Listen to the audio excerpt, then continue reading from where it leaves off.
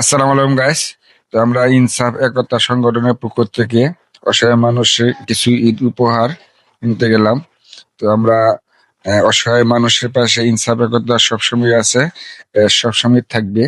তো সবাই ঈদের আনন্দ বুক করার জন্য ইনসাফ একতা সংগঠনের পক্ষ থেকে কিছু কাপড়, লুঙ্গি বিতরণ করা হয়েছে। তো এখানে উপস্থিত আছেন ইনসাফ একতার সংগঠনের সহ সভাপতি, অন্যান্য সদস্য। তো এই মুহূর্তে আমরা ইনসাফ একতার পক্ষ থেকে এই কাপড় বিতরণ করতেছি। তো ইনসাফ একতা আশা করি আরো সামনে এগিয়ে যাবে, মানুষের পাশে থাকবে। মানুষের পাশে থাকার জন্য ইনসাফ একতা সংগঠন করা হয়েছে। তো অসহায় মানুষের পাশে সবসময় আছে, সবসময় থাকবে। তো আপনারা দোয়া করবেন যেন এই সংগঠনটা ভালোভাবে চালাইতে পারে বা টিকে থাকতে পারে।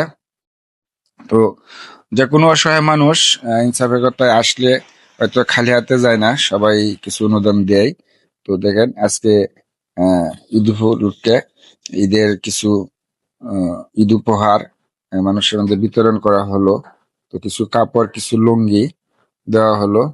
তো পরবর্তীতে আরো দেওয়ার আহ, প্রত্যাশা থাকবে যেন আমরা মানুষের পাশে দাঁড়াইতে পারি, ইনসাফ একতা সংগঠন আহ, সবসময় থাকতে পারি। সবাই দোয়া করবেন, সকলে ভালো থাকবেন। আল্লাহ হাফেজ।